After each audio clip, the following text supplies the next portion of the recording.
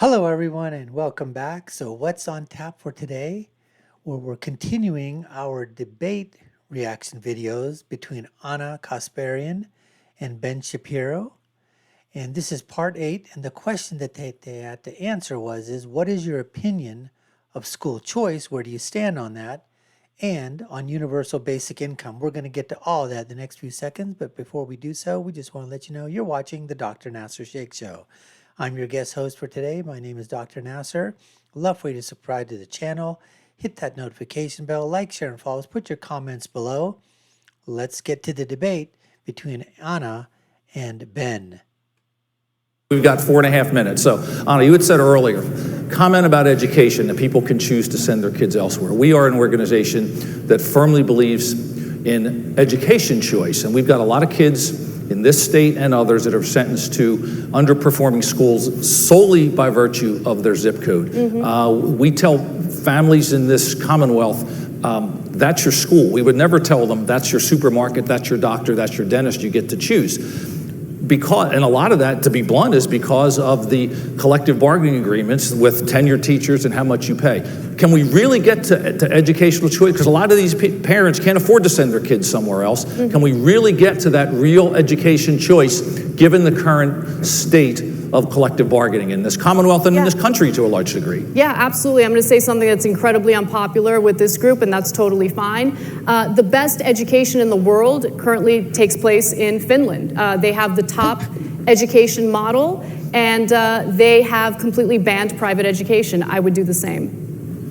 Okay, so first of all, Finland is not the... Okay. Got to interrupt here for a little bit because these progressives, these elites, banning private education and just do public education. And let's do something that Finland does. Let's do something that's being done in other countries that have got populations that are millions and millions of people less than the United States of America. We got 330 million people. Finland, Norway, these countries, combined have got populations that are right in the tens of millions. And we're supposed to follow them because they have a model, one size fits all. And the other question I'd like to ask is, why is it that all the elites, all the progressives, all the woke social justice warriors, why do they send their children to private schools instead of public schools? Just asking, Ana, just asking. Anyways, let's get to Ben's reaction. The United States, and there's a frequent attempt that it does happen a lot, where people will take something that has worked in Sweden or something that's worked in Norway or something that's worked in Finland, and they'll say, what if we just take that, import it here, and it'll work exactly the same way? And it typically does not work. The fact is that Finnish Americans make more money in the United States than they do in Finland, for example. They have longer life expectancies in the United States than they do in Finland. This is true of Swedish Americans, it's true of Nordic Americans. Life expectancy in Finland is much higher than the United States. No, you're correct. Hold on. It's only 78 No, years, which is, by the way, comparable to Cuba. 78 years. Hold on a second. You're correct. The life expectancy in Finland is longer than the life expectancy in the United States. That's not what I said. I said the life expectancy for Finnish Americans is longer in the United States. That is an apples to apples comparison as opposed to comparing completely different populations, and that's kind of my point. Okay, the fact is that the United States has an incredibly diverse population, and that diverse population encompasses an enormous number of people who have very different beliefs about how education ought to be done. To suggest that any national standard of education is going to not only please all of those people, but prove to be successful in such a wide variety of circumstances for some 330 million people. We've tried this with a radically increasing federal education budget over the course of the last 30 years, and what we've got is failing public schools all over the United States, except in specific local areas where there have been attempts to take back control locally. I'd love to see more localization, and frankly, I'm quite pleased that if COVID had one decent effect, it was more people taking their kids out of the public schools. Okay, I want to...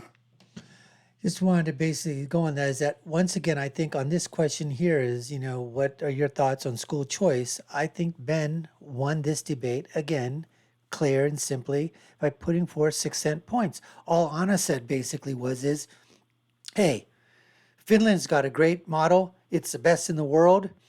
You know what? We got to get rid of private schooling, put in public schooling, put in Finlandising. That's it. No other statistics, nothing else. Ben comes back and basically says what I was saying. We've got such a diverse population, such diversity. huge expanse of land. I mean, obviously in our geographic, boundaries, how are we going to have a one system, fits all? It's just not going to work. And then talking about the money that we spent trillions of dollars on education. And the teachers union, one of the most powerful unions in government, has basically held us for hostage in terms of, assessing to their demands, more pay, more benefits, more whatever it is. And in return, we've gotten absolutely nothing for it. Our kids can't write at their grade levels. They can't do mathematics at their grade levels. They can't talk at their grade levels. I mean, it's just an unbelievable,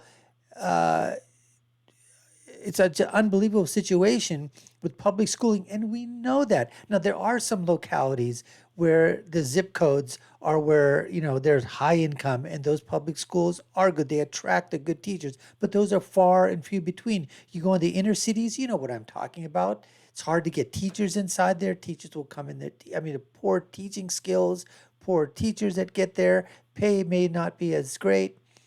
Kids don't really care. Education isn't stressed on by the communities inside there. Let's just face that. And then give you an idea, in Washington, D.C., I think they said they spent like somewhere between 20 to 23,000, last I heard, per child in Washington, D.C. school districts and public school districts. It's just not even close, folks. Not even close. We spend thousands and we're getting very little in return. But when we do vouchers, these parents in these inner cities, minority parents, parents that can't afford to send their kids to private schools, they are signing up as quickly as possible to get those vouchers so that they can send their kids to these private institutions, to private schooling. We've seen it works, but you know what? They don't want that to happen, because when they see the privatization of schooling works, scores increase, kids stay in school, they get a better education, it hurts. It hurts their dogma. It hurts their mantra that public schools are the best. And you can tell that those people that have money, those are the elites, those people in Washington, D.C., those congressmen and senators, whatever, for the majority of the part, they are sending their kids to private schooling. Let's continue on with the debate. We got 2 minutes, and so before I get in trouble, so let's go real quick. And this might not be a quick one, but so we've had this discussion in this country, and a member of Congress has called for, and many others have, universal basic income. And her comment was, we should institute a basic universal income for those unwilling to work. Would that be supported in this country? Would that be supported? Yeah. I think on a broad level, the answer is no. Although I think that as time goes on and people become more dependent on government, then the answer is probably getting closer to yes. Should it be supported in this country? The people who are unwilling to work should be paid not to work? Absolutely not. I don't see why the government should be incentivizing people who don't want to work and have no excuse not to work.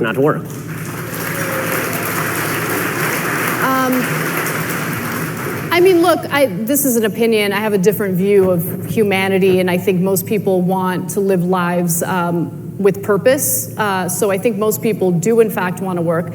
I mean, for me, universal basic income is not the end-all, be-all of dealing with the economic issues that people are having. I know that there's been a lot of focus on that because of Andrew Yang and his presidential run and his, demand that people get at least $1,000 a month. I don't think that that's going to solve the issues. I think that we have deeper problems that we need to deal with, and just throwing money at something in the form of a universal basic income is not going to solve that issue.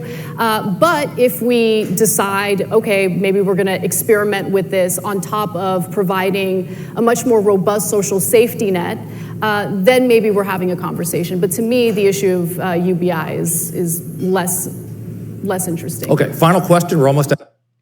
So, but there, I think basically pretty much of a draw. I mean, again, it's an opinion.